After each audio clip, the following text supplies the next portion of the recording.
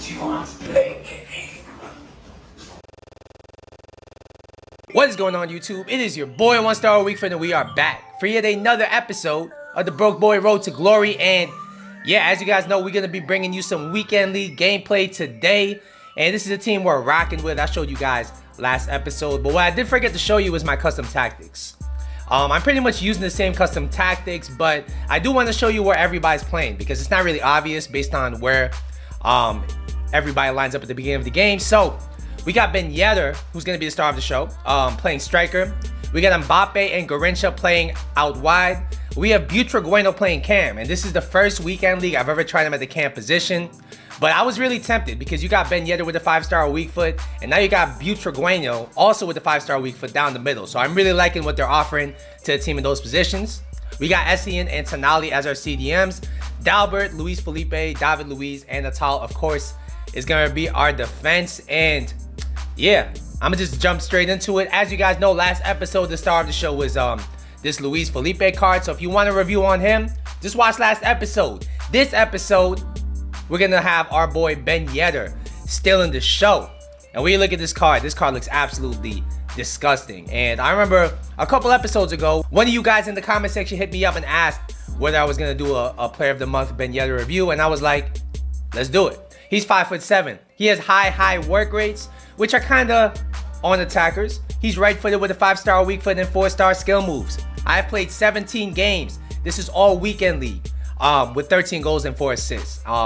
Before we go any further though, if you're enjoying the content, please do me a favor, hit the like button down below. And if you're new to the channel, please consider subscribing to the channel. I appreciate all you guys at home for watching this video. Whether you watch every single episode or whether you're just watching this one for the player I'm reviewing, I really appreciate you, man. So when you look at this card, I mean, he looks like an insane card. I've used his 83, his 85, and now we're jumping to the 88, and it's definitely a noticeable difference, at least stat-wise. His pace is very nice. He has 93 acceleration. His sprint speed still isn't at that top tier, but it definitely looks much improved from his other versions. His shooting stats are ridiculous. 96 attack positioning, 95 finishing, 87 shot power. Those are all the most important stats. And he has the 5-star weak foot, so you can go left foot, right foot, middle foot, whatever foot you want, you can hit it. His passing stats are also very valuable. I really like passing stats on strikers this year because I feel like it's very important.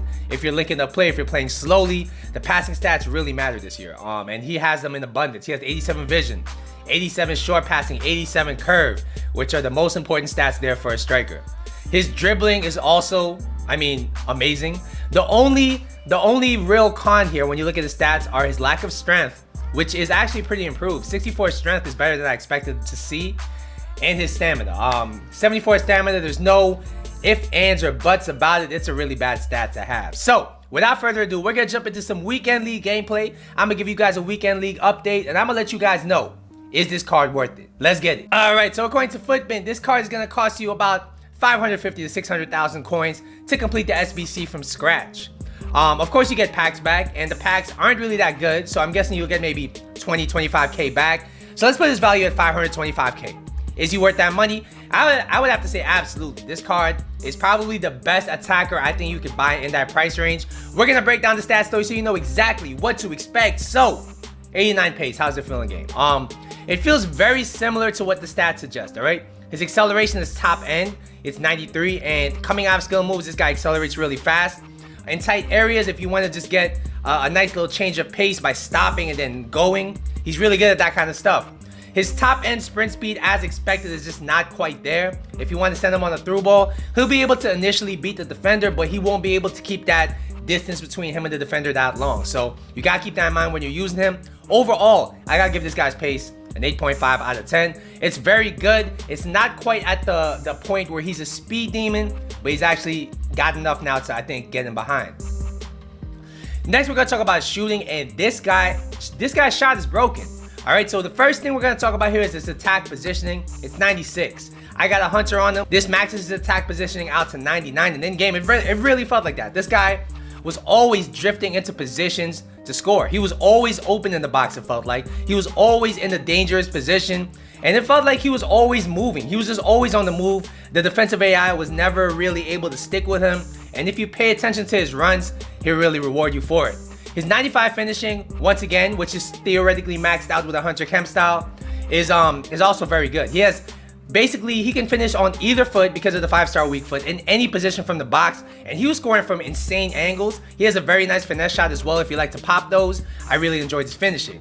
His shot power 87 is a big improvement on his not-in form. It's definitely noticeable because I hate using low shot power players on this game. It just makes their shot very unreliable, and it makes them, in my opinion, feel less reliable at the near post shot. His shot power is very nice.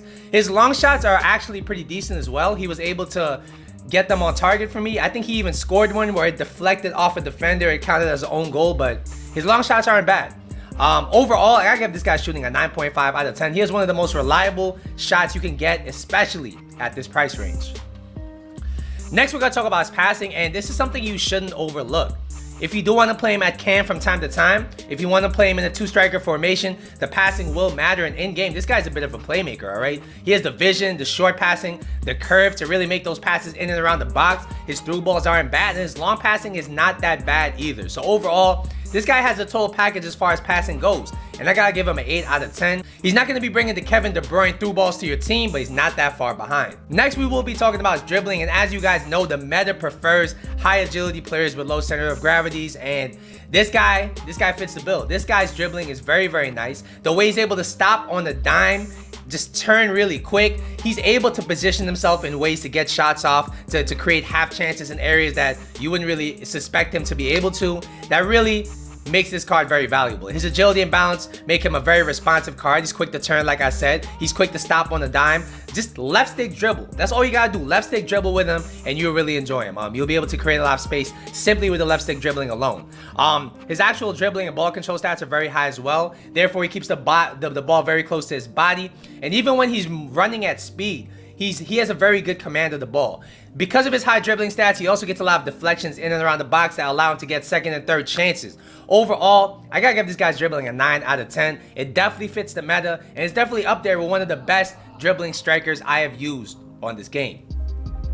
Finally, we will be talking about his physical, and there is one thing about his physical that I do like, which is his jumping. At 85, it's not too bad. He actually wins his fair share of headers, even though he's not the tallest player.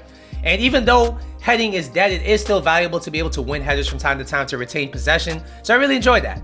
His stamina at 74, I had to pretty much play him in striker on stay forward and conservative interceptions to keep him lasting all game. And to be fair to him, he lasts all 120 minutes if you do that and you don't press. But if you start pressing, then he won't last 120 minutes even with those instructions. So it's definitely a con. It's definitely something that I want to see improved in further Ben Yedder cards. His strength and aggression obviously aren't his forte. However, I was really surprised with how good this guy could retain possession of the ball when he's riding a challenge, where he's trying to shield. I guess it's because of his high agility and balance, his low center of gravity, but he definitely is deceptively strong at times. Overall, I gotta give this guy's physical a 6 out of 10. Alright guys, so what do I think about this card? In my opinion, this is probably the best striker I have used on the road to glory. This guy pretty much has a total package.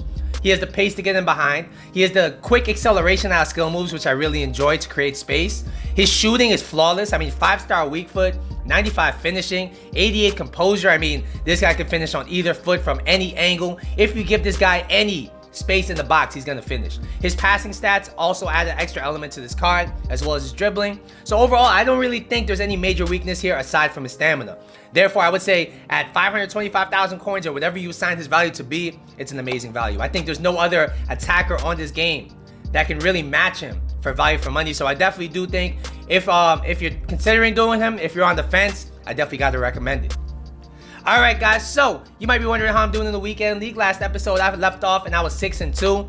And we've had a good day yesterday as well, which is not really common for us. I mean, Saturday gameplay is normally bad. And yesterday I did have my fair share of bad games. But now we're 12-5. We are 12-5 in the weekend league, which is not a bad look. We are on track to hit gold 1. So hopefully I can get those 13 games in real quick today, hit gold 1, bring you guys some more packs for the content, everything like that. Unfortunately, the team of the week looks really bad. But I'm hoping for a Richarlison in form. He got a goal. I think he got an assist as well. Hopefully he got credited for that assist. But it is what it is. We're going to keep on pushing. Hopefully get that gold 1. Maybe push for Elite 3. Probably not, because 12-5 is not the best place to do that. But yeah, let me know in the comment section down below, how's your weekend league going? Once again, don't forget to like and subscribe. I'll see you guys in the next video, but until then,